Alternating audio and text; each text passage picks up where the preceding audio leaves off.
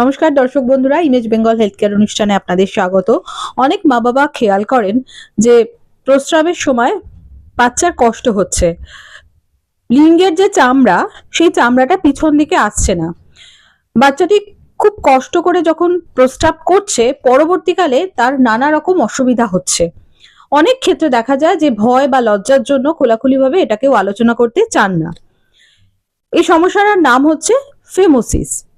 এই সমস্যাটা আসলে কি, কোন বয়সের বাচ্চার ক্ষেত্রে এই সমস্যাটা হয়, কতক্ষণ পর্যন্ত স্বাভাবিক এবং কখন এই স্বাভাবিক নিয়মে ফেমোসিসের সমস্যা সমাধান হয়ে যায়, আর কখন একজন ডাক্তারবাবুর কাছে যেতে হয়, সার্জারি দরকার না অন্য কোনো চিকিৎসার মাধ্যমেই এটার সম্পূর্ণ নিরাময় হয়, এই সমস্ত বিষয় নিয়ে আজকে একটা বিস্তারিতভাবে জানবো। আর সেই জন্য আমি এসে উপস্থিত হয়েছি ডক্টর বেন ক্লিনিকে এবং আমরা আমাদের মধ্যে পেয়েছি প্রখ্যাত প্লাস্টিক সার্জন ডক্টর জয়ন্ত বেইনকে। স্যার নমস্কার, ইমেজ বেঙ্গল হেলথ কেয়ারে স্বাগত জানাচ্ছি। প্রথমে বাচ্চাদের ফেমোসিস নিয়ে আজকে আপনার কাছে আলোচনা শুরু করব, যে এই যে পেনিসের চামড়া সেটা কত বছরে স্বাভাবিক নিয়মে সরে আসে? ধন্যবাদ ম্যাডাম ইমেজ বেঙ্গলকে। প্রথমেই বলি, পেনিসের সামনে যে গ্ল্যান্স পেনিস থাকে, যেখানে সেন্সিটিভিটি ব্যাপারটা থাকে, যেখান দিয়ে ইউরিনটা বেরিয়ে আসে, তার সামনে একটা চামড়া থাকে, সেটাকে প্রিপ্রিউস বলি আমরা। এই যে প্রিপ্রিউসাল স্কিন থাকে, সেটা তো আমাদের বডি ফোল্ড। ইউজুয়ালি ইন্ট্রাইউটেরাইন লাইফে যখন মাতৃগর্ভে ওই বাচ্চাটি থাকছে, তখনই গ্ল্যান্স পেনিস এবং ওই প্রিপ্রিউসাল স্কিন, তার মধ্যে যে একটা লেয়ার তৈরি হয়, একটা ছদ্ম লেয়ার তৈরি হয়, যাতে দুটো সারফেস আলাদা হয়ে যায়। খুব একটা সাধারণ উদাহরণ দিয়ে যদি বলি, যখন আপনি তাওয়াতে রুটি ভাজছেন, রুটিতে একটা সিঙ্গেল লেয়ার থাকে, এরপরে যখন আগুনে দেওয়া হচ্ছে সেটা দুটো লেয়ার হয়ে যায়, ভেতরে এয়ার চলে আসে। তো সেরকম না, কিন্তু আমি বোঝানোর জন্য বললাম আর কি। তো এই লেয়ারটা তৈরি হয়ে যায় ইউজুয়ালি মাতৃগর্ভে থাকার সময়, যখন বাচ্চাটা জন্মায় তখন অলরেডি কিন্তু সেপারেটেডই থাকে। কিন্তু কি হয়, কিছু কিছু স্ট্যান্ড থাকতে পারে, ফলে চামড়াটা হয়তো পুরোপুরি পেছনে আসে না। তো এরকম যদি আসছে না, আমরা বাবা মা যখন আসেন, বা আপনারা যারা দেখছেন যাদের ছেলে বাচ্চা রয়েছে, তাদের ক্ষেত্রে বছর 4 বছর অবধি আপনি দেখবেন যে স্কিনটা পেছনে আপনি একটু স্ট্রেচ করলে পরে চলে আসছে কিনা। যদি দেখছেন যে স্ট্রেচ করছি কিন্তু পেছনের দিকে আসছে না, পুরুষ বাচ্চারা ভোর রাতের দিকে তাদের পেনিসের উত্থান হয়, ইরেক্টেড হয়, তখন টেস্ট করে দেখতে পারেন যে চামড়াটা পেছনে আসছে কিনা। যদি না আসে, এটা 1 নম্বর কমপ্লেন, যে স্যার চামড়াটা পেছনে আসছে না। কারণ আজকালকার যে বাবা মারা অনেক সময়তেই তারা ব্যাপারটা বুঝতে পারেন না, তো তাদের জন্য একটা পরামর্শ। তো প্রথম হচ্ছে যদি না আসে। 2 নম্বর হচ্ছে, বাচ্চা যখন ইউরিন করছে খুব সরু একটা লাইন হয়ে বেরোচ্ছে, বাবা মা তো বুঝতে পারবেন যেটা স্বাভাবিক প্রস্রাবের ধারা, এটা নয়, সরু হয়ে পাতলা হয়ে বেরোচ্ছে, বাচ্চাকে প্রেসার দিয়ে ইউরিন করতে হচ্ছে, এটা একটা জিনিস হয়। এই জিনিসটাও কিছু কিছু বাবা মারা জিনিসটা বলেন স্যার এরকম হচ্ছে। আর 3 নম্বর হচ্ছে, যখন ইউরিন করছে তখন সামনের দিকে একটা বেলুনের মতো ফুলে উঠছে, এটাকে আমরা বেলুনিং বলি। তো এই যে ব্যাপারটা, যে আপনি টানছেন পেছনের দিকে আসছে না, বা বাচ্চার ইউরিনটা খুব সরু হয়ে বেরোচ্ছে, বা ইউরিন করার সময় ফুলে উঠছে, তো এই 3টে কন্ডিশন যদি 4 বছরের পরেও থাকে, তাহলে সেটা ম্যাটার অফ কনসার্ন। সেক্ষেত্রে আমরা যারা আপনাদের রয়েছে, বাচ্চা রয়েছে, তাদেরকে বলবো আপনার পেডিয়াট্রিশিয়ান, যাকে আপনি রেগুলারলি দেখান, সেই পেডিয়াট্রিশিয়ান ডাক্তারবাবুকেই দেখাবেন। ইউজুয়ালি আমাদের কাছেও পেশেন্টরা আসেন, সার্জনের কাছেও অনেক সময় চলে আসেন। প্রথমভাবে আমরা বাবা মাদেরকে তাদেরকে ট্রেনিং দিই বলতে তাদেরকে বোঝাই যে ভোর রাতে যখন বাচ্চা ঘুমিয়ে থাকছে, তখন চামড়াটাকে একটু স্ট্রেচ করার চেষ্টা করুন। যদি স্ট্রেচিং এ চলে আসছে না, বা দেখছেন একেবারেই পেছনে করা যাচ্ছে না, তখন কিছু ক্রিমস থাকে, বেসিক্যালি এটা স্টেরয়েডের এক ধরনের ক্রিম, খুব মাইল্ড স্টেরয়েড বললে আপনারা অনেকে ভয় পেতে পারেন, এটা ভীষণ মাইল্ড একটা স্টেরয়েড, 0.1% থাকে। তো এই স্টেরয়েড ক্রিমটা সামনের দিকে লাগিয়ে চামড়াটাকে হালকা করে টেনে 1 2 3 4 5 করে 10 অব্দি গুনতে হয়। এরকম করে প্রতিদিন, মানে প্রতি ভোর বেলাতে 5 থেকে 7 বার করে টানলে পরে আপনার 3 মাসের মধ্যে, যদি সত্যি ওই চামড়ায় কোনো অসুবিধা না থেকে থাকে, তাহলে 3 মাসের মধ্যে কিন্তু চামড়া খুলে যাবে। 3 মাস ধরে আপনি অয়েনমেন্ট লাগিয়ে স্ট্রেচিং করছেন, তারপরেও যদি না আসে, বা যদি ভীষণ সরু হয়ে পেচ্ছাপ বেরোয়, বা যদি বেলুনিং এর মতো ফুলে যায়, তাহলে কিন্তু এটা একটা সার্জিক্যাল স্ট্রেচ। সেক্ষেত্রে আপনার এই স্ট্রেচিং এ মলম লাগিয়ে কিন্তু কাজ হলো না বা হচ্ছে না, তখন একটা সার্জিক্যাল ওপিনিয়ন যে কোনো জেনারেল সার্জন, প্লাস্টিক সার্জন বা পেডিয়াট্রিক সার্জনের কাছে দেখা করিয়ে দেখে আপনাকে পরামর্শ নিতে হবে। যখন পেশেন্ট আমাদের কাছে আসে আমরা আরো একবার এক্সামিন করি। এক্সামিন করার পরে ইউজুয়ালি আমি দেখেছি যে বাচ্চাদের এই একেবারেই চামড়া পেছনে আসছে না, 3 মাস অয়েন্টমেন্ট লাগানোর পরেও তাদের চামড়াটা অ্যাকচুয়ালি স্কারিং হয়ে গেছে, আচ্ছা, এবং টানলে পরে দেখা যায় সামনের দিকে একটু সাদা একটা গ্লিসারিং একটা স্কিনটা একটু কোয়ালিটিটা চেঞ্জ হয়ে গেছে। তখন আমরা ওনাদেরকে বলি, যদি দেখি চামড়ার কোয়ালিটি ভালো আছে, বাবা মা ভয় পেয়ে টানছেন না, তখন আমরা তাদেরকে আরেকটুখানি বুঝিয়ে বলি যে আপনি স্ট্রেচিং করুন, চলে আসবে। আর যখন আমি দেখে বুঝছি যে চামড়াটা স্কারিং মতো হয়ে গেছে, ভীষণ সরু ছিদ্র, টেনে বেসিক্যালি কোনো লাভ হবে না, হয়নি, তখন আমরা তাদেরকে সার্জিক্যাল ম্যানেজমেন্টের কথা বলি। কারণ ছোট বাচ্চা, আমরাও চাই না সার্জারি করতে, বাবা মাও ভয় পান। কিন্তু কিছু কিছু ক্ষেত্রে যখন স্কারিং হয়ে গেছে, একদম সরু পিনহোল মিয়েটাস হয়ে গেছে, তখন সেখানে সার্জারি না করলে কিন্তু হয় না। সেটা ডাক্তারবাবুর সঙ্গে কথা বলে উনি আপনাকে ভালোভাবে বুঝিয়ে দেবেন যে আপনাকে এক্স্যাক্টলি ওই স্টেজে অয়েনমেন্টে কাজ করবে, স্ট্রেচিং এ কাজ করবে, না সার্জারি করতে হবে।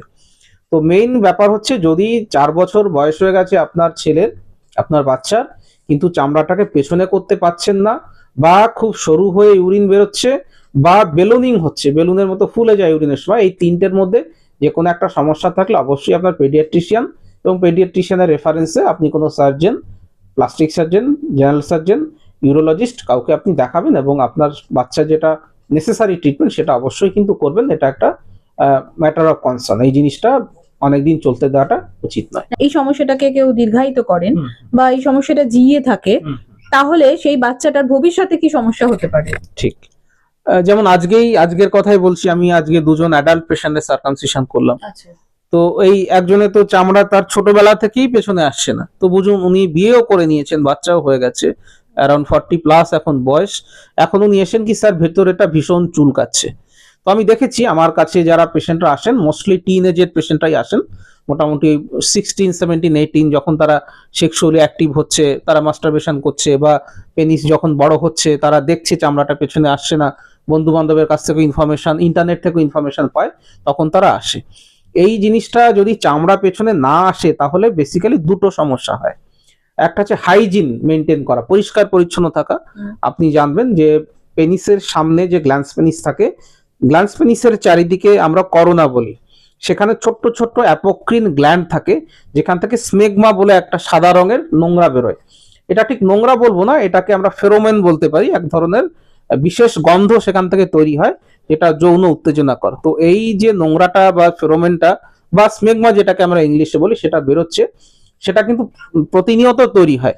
প্রত্যেকটা পুরুষের কিন্তু উচিত স্নান করার সময় এই জায়গাটাকে পরিষ্কার রাখা, নইলে সেটা পচে গিয়ে দুর্গন্ধ বেরোতে পারে। তো এই একটা আপনি পার্সোনাল হাইজিন মেনটেন করা, পেনিসের হেলথটাকে মেনটেন করাটা একটা কাজ। আপনি চামড়াটা পেছনে না করতে পারলে আপনি সেই জায়গাটা পরিষ্কার রাখতে পারবেন না, দুর্গন্ধ হবে, গন্ধ থেকে দুর্গন্ধ হবে। তো এটা একটা সমস্যা। দ্বিতীয় সমস্যা, যদি ফাইমোসিসের সমস্যা থাকে, তখন সেক্সুয়াল অ্যাক্টিভিটি করতে গেলে পরে উইদাউট কন্ডোম যদি কেউ সেক্স করতে যান, তখন ভিগারাসলি চামড়া পেছনের দিকে আসবে। তো ওই শক্ত হয়ে চামড়া পেছনে আসার সময় আসতে পারবে না, অনেক সময় চামড়া ফেটে যেতে পারে, ছিঁড়ে যেতে পারে, ব্লিডিং হতে পারে, বা ব্যথা তো হয়ই। তো এই সমস্যাগুলো, তো সেক্স করার সময় ব্যথা, ব্লিডিং, ছিঁড়ে যাওয়া, এই প্রবলেম, এবং ভেতরে স্মেগমা জমে গিয়ে দুর্গন্ধ হওয়া। সুতরাং হাইজিনের যে ব্যাপার, এই দুটো কারণের জন্য কিন্তু আপনার ফাইমোসিসের সমস্যা যদি বাচ্চাদের থাকে, ইভেন অ্যাডাল্টদের থাকে, যারই থাকুক না কেন, তাদের কিন্তু এই সমস্যাটা থাকে, এবং তাদের এর ট্রিটমেন্ট করাটা উচিত। একদম। স্যার, আপনি বললেন যে যখন বড় হয়ে যাচ্ছে, যে টিনেজে পৌঁছে যাচ্ছে, অনেক পেশেন্ট আপনার কাছে আসে, তো তখন কি স্যার তাদের ঘরোয়া পদ্ধতিতে অয়েনমেন্ট দিয়ে কোনো চিকিৎসা শুরু করা সম্ভব, না তাদের সার্জারিটাই করতে হবে? ঠিক, এটা একটা খুব ইম্পর্টেন্ট কোশ্চেন। কি হয়, যখন পেনিস বড় হচ্ছে, পেনিসের কাভারিংটাকে আমরা প্রিপ্লিউস বলি, যে স্কিনটা থাকে। অনেক ক্ষেত্রে আমি দেখেছি কিছু পেশেন্ট আসেন, তাদের একেবারেই চামড়া পেছনে যায় না, এবং সামনের দিকে পিনহোল মিয়েটাস, আমরা চামড়ার কোয়ালিটি দেখে বুঝতে পারি এটা স্ট্রেচেবল নয়, তখন সার্কামসিশন করতে হয়। কিছু কিছু পেশেন্ট আসেন যাদের নর্মাল অবস্থাতে চামড়া পেছনে চলে আসে, কিন্তু ইরেক্টেড অবস্থাতে আসতে চায় না। এবার কি হয়, যখন একজন মানুষ অ্যাডাল্ট হয়ে গেছে, 18 বছর বয়স হয়ে গেছে, তখন তার চামড়া এবং পেনিস তার পূর্ণাঙ্গ দৈর্ঘ্য পেয়ে গেছে। সুতরাং ওই যে স্কিনটা আপনার বড় হয়েছে, যেটুকু লুজ হয়েছে, সেটাকে আর ফার্দার খুব ডিফিকাল্ট যে তাকে আপনি অন্য কোনো স্ট্রেচিং করিয়ে বা অয়েনমেন্ট দিয়ে আপনি সমস্যাটা সমাধান করতে পারবেন। সেই জন্য দেখা গেছে যখন আপনি টিনেজার চলে গেছেন, তারপরে যদি ফাইমোসিসের সমস্যা থাকে সেক্ষেত্রে সার্কামসিশন করে নেওয়াটাই বেস্ট, কারণ অয়েন্টমেন্ট থেরাপিতে কাজ কিন্তু টিনেজ একবার হয়ে গেলে তখন হয় না। আচ্ছা, এই সার্জারির কোনো নির্দিষ্ট বয়স আছে? না, যে কোনো বয়সেই করা যায়। ইভেন সার্কামসিশন বা ফাইমোসিসের সমস্যাটা আমি দেখেছি বাচ্চাদের সময় যদি না করছি, টিনেজে সেই বাচ্চা বা ছেলেটির হতে পারে, যুবকদের দেখেছি। ইভেন কি বলবো আপনাকে, আমি পেশেন্ট 40 বছর অবধি তার কোনো সমস্যা ছিল না, কিন্তু তারপরেও ফাইমোসিসের সমস্যা নিয়ে হতে পারে।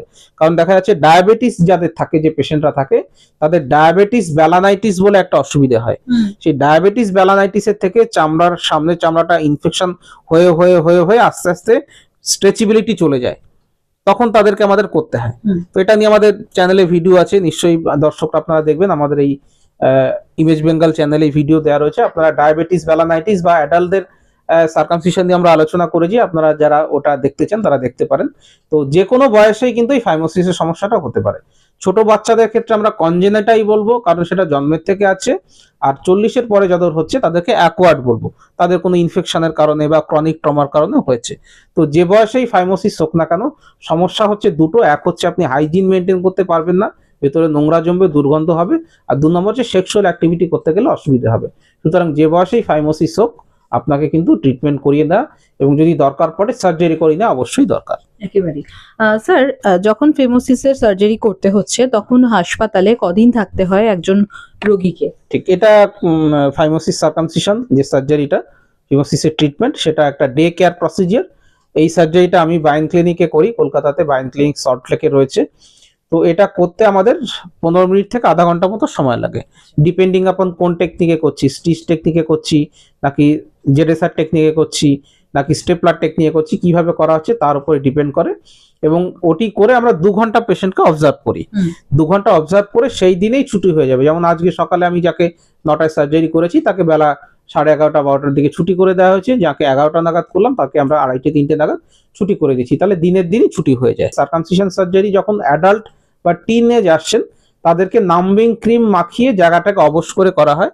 কিন্তু 10 বছরের নিচে যখন বাচ্চা হচ্ছে না, তাকে অপারেশন থিয়েটারে নিয়ে গেলে ভয় পেয়ে যায়, বাচ্চারা চিৎকার চেঁচামেচি করতে পারে, একটা অ্যাংশাস থাকে। 10 বছরের পরে তো তার একটা বোঝার বয়স চলে আসে, তখন আর অসুবিধা হয় না। তো যাদের 10 বছরের নিচে বা 12 বছরের নিচে যখন অতটা বুঝতে শেখেনি, তাদেরকে আমরা ঘুম পাড়িয়ে দিই। এটাকে অ্যানাস্থেসিয়া বলে, তবে এটা জেনারেল অ্যানাস্থেসিয়া না, এটা সিডেশন বলি আমরা। একজন অ্যানাস্থেসিওলজিস্ট স্যার বা ম্যাডাম থাকেন, তিনি কিছু ওষুধ দেবেন, তাতে বাচ্চাটা পুরোপুরি ঘুমিয়ে যাবে। সেই অবস্থাতে আমরা সার্জারি করি।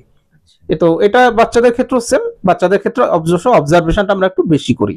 অ্যাডাল্ট পেশেন্টে যেমন 2 ঘন্টা পরে ছেড়ে দিই, বাচ্চাদেরকে আমরা 4 থেকে 6 ঘন্টা রেখে তারপরে ছুটি করে দেওয়া হয় সেই দিনই। একেবারে। তাহলে সেক্ষেত্রে বাচ্চার ব্যথা পাওয়ার কোনো প্রশ্ন নেই? না, ব্যথা পাওয়ার, সার্জারির সময় ব্যথা পাওয়ার কোনো প্রশ্ন নেই। সার্জারির পরে 3 ধরনের ওষুধ দেওয়া থাকে। একটা হচ্ছে অ্যান্টিবায়োটিক, যাতে ইনফেকশন না হয়। 2 নম্বর হচ্ছে ব্যথার ওষুধ। আর 3 নম্বর হচ্ছে আমরা কমনলি যেটা গ্যাসের ওষুধ বলি বা অ্যান্টাসিড। কতদিন চলবে? এটা 5 দিন মতো খেতে হয়। হ্যাঁ, 5 দিন। এছাড়া আর অন্য কোনো বিষয় আছে যেগুলোকে খুব মাথায় রাখতে হয় বাচ্চার এই অপারেশন হলে? হ্যাঁ, একটা জিনিস বলবো, এই বাচ্চাদের ব্যাপারটা অবশ্য একটা সিজনের ব্যাপার থাকে। আমি দেখেছি যখন এই এক্সাম টাইম শেষ হয়ে যায় তখন বাবা মারা নিয়ে আসেন, কারণ বাচ্চাদের তো এখনকার দিনে বিভিন্ন স্কুল কলেজ পড়াশোনার ব্যাপারগুলো থাকে। তো ওই মার্চ এপ্রিল মাসে দেখেছি বেশি আসে পেশেন্টরা, ওই সময় তাদের স্কুল ছুটি হয়ে যায়। তো এইটা একটু খেয়াল রাখবেন যে বাচ্চার নেক্সট 7-10 দিনের মধ্যে যাতে পরীক্ষা টরীক্ষা না থাকে, বা কোনো সোশ্যাল প্রোগ্রামে যাবেন, কোথাও বেড়াতে যাওয়ার প্রোগ্রাম আছে, তার আগে 5টা দিন রেস্ট্রিকশন না করলে পরে ভালো। এছাড়া বিশেষ কোনো রেস্ট্রিকশন নেই। আচ্ছা, তাহলে মোটামুটি কতদিন পরে, 5 দিন পরে কি তারা স্বাভাবিক জীবনে স্কুলে খেলাধুলা করা বা অন্যান্য অ্যাক্টিভিটিসে ফিরে যেতে পারে? বাড়ির যে হোম বাউন্ড অ্যাক্টিভিটিস, ঘরের মধ্যে যে অ্যাক্টিভিটিস, ধরুন যে ঘরের মধ্যে একটা ছোট সাইকেল চালায় বা ক্যারাম খেলে বা মোবাইল দেখছে, হাঁটা চলা, সেগুলো পরের দিন থেকেই করতে পারবে। এমন নয় যে বেডে শুয়ে থাকতে হবে। আর আউটডোর অ্যাক্টিভিটিস যেগুলো, স্কুলে যাওয়া, স্কুল বাসে করে যাওয়া, কোথাও বেড়াতে যায়, সেগুলো আমরা 5 দিন পরে বলি। অ্যাকচুয়ালি পরের দিন থেকেও করা যায়, কিন্তু ছোট বাচ্চা সে তো দুরন্ত হবে। ধরুন হঠাৎ করে জায়গাটাতে একটু গুঁতো বা কোনো রকম ট্রমা লেগে গেল, সেই সমস্ত কারণে আমরা বলি 5টা দিন তাকে বাড়িতে রাখতে। 5 দিনের পরের থেকে সমস্ত আউটডোর অ্যাক্টিভিটি কিন্তু ও করতে পারবে। তো বাচ্চাদের ক্ষেত্রে ইউজুয়ালি আমরা যে স্টেপলার মেথড ইউজ করি, বাচ্চাদের ক্ষেত্রে স্টেপলার মেথড ইউজ করা হয় না, কারণ স্টেপলার মেথডে সিলিকনের রিং, তার সঙ্গে স্টিলের পিনস থাকে, এবং বাচ্চারা অনেক সময় এই সিলিকনের রিং এবং পিনের কারণে অনেক সময় তাদের পোক করে বা খোঁচা লাগে বা অসুবিধা হয়, এবং ড্রেসিং করতেও ডিফিকাল্টি হয়। সেই জন্য পেডিয়াট্রিক গ্রুপে যখন আমি সার্কামসিশন করি তখন আমরা মেশিন দিয়ে কাটিং করি, কিন্তু সিলিকনের রিংটা দেওয়া হয় না বা স্টিলের পিনসগুলো সেখানে দেওয়া হয় না, সেখানে সেলফ অ্যাবজর্বিং স্টিচেস থাকে, যেটা আপনি অ্যাবজর্ব হয়ে যায়। এবং বাচ্চারা যেহেতু ড্রেসিং করতে ভয় পায়, আমরা বাচ্চাদেরকে বলি একবারে 5 থেকে 7 দিন পরে ড্রেসিংটা খুলবেন, এবং আমরা চেষ্টা করি সুন্দরভাবে ড্রেসিং করে দিতে, যাতে ইউরিনেও না ভেজে। এই যে ব্যাপারগুলো, ড্রেসিং কবে করবেন কি না করবেন, এই ব্যাপারগুলো ওই বাচ্চা যখন আসে তার মাকে বা বাবাকে আমরা সুন্দর করে বুঝিয়ে বলে দিই যে কিভাবে বাড়িতে গিয়ে কেয়ার হবে। তো মেইন কথা হচ্ছে যে নেক্সট 5 দিন বাড়িতে থাকলে পরে ভালো হয়, সেইভাবে আপনারা ব্যাক ক্যালকুলেশন করে, কারণ এটা তো ইমার্জেন্সি সার্জারি কিছু নয়, সেইভাবে প্ল্যান করে আপনাকে ওটি শিডিউলটা ঠিক করতে হবে। আনুমানিক কত খরচ পড়ে? এটা ডিপেন্ড করে বাচ্চার বয়স, কোন ধরনের মেশিন আমরা ইউজ করছি, আপনি কোন হসপিটালে, আমাদের ডে কেয়ার সেন্টারে করছেন না নার্সিং হোমে করছেন না কর্পোরেটে করছেন, সেটার উপরে ডিপেন্ড করে খরচের ব্যাপারটা থাকে। এছাড়াও খরচটা বিভিন্ন সময়ে, ধরুন আজকে 2026 সালে যেটা হবে 27-28 সেটা বেড়ে যাবে। তো এটা বেটার হবে এক্স্যাক্টলি খরচটা জানার জন্য আপনি যদি আমাদের নিচে হোয়াটসঅ্যাপ নম্বর রয়েছে, সেখানে হোয়াটসঅ্যাপে আপনার ছেলের যে কন্ডিশনটা আছে, বা আপনার যদি আপনি অ্যাডাল্ট হন, আপনার কন্ডিশনের একটা ফটো পাঠিয়ে দেবেন, এজটা লিখে দেবেন, তাহলে দেখে আমরা আপনাকে কি করতে হবে, সার্জারি করতে হবে কিনা একটা আইডিয়া দিতে পারবো। দরকার হলে এসে দেখিয়ে খরচ এবং অন্যান্য বিষয় জেনে নিতে পারবেন। অনেক ধন্যবাদ স্যার। আমরা বাচ্চাদের ফেমোসিস নিয়ে অনেক তথ্য জানতে পারলাম, পাশাপাশি বড়দের ক্ষেত্রেও এটা কিন্তু একটা বড় সমস্যা হয়ে যায় যদি সঠিক সময়ে এটা চিকিৎসা না করা হয়। তাই এই ধরনের সমস্যাকে উপেক্ষা একেবারেই করা উচিত নয়। সঠিক সময়ে সঠিক চিকিৎসার মাধ্যমে যাতে আগামী জীবনটা সুস্থ এবং সুন্দর হয়, সেটা বাবা মার দেখা অত্যন্ত জরুরি কর্তব্য। তাই দর্শক বন্ধুরা, আশা করি এই অনুষ্ঠান আপনাদের উপকৃত করবে। স্যারকে ধন্যবাদ আমাদের সঙ্গে এই আলোচনায় থাকার জন্য। আপনাদের এই অনুষ্ঠান কেমন লাগছে অবশ্যই আপনারা কমেন্ট বক্সে এসে আমাদের লিখে জানান। আপনাদের যে প্রশ্ন বা আপনাদের যে উত্তর, সেগুলো আমাদের কাছে অত্যন্ত গুরুত্বপূর্ণ।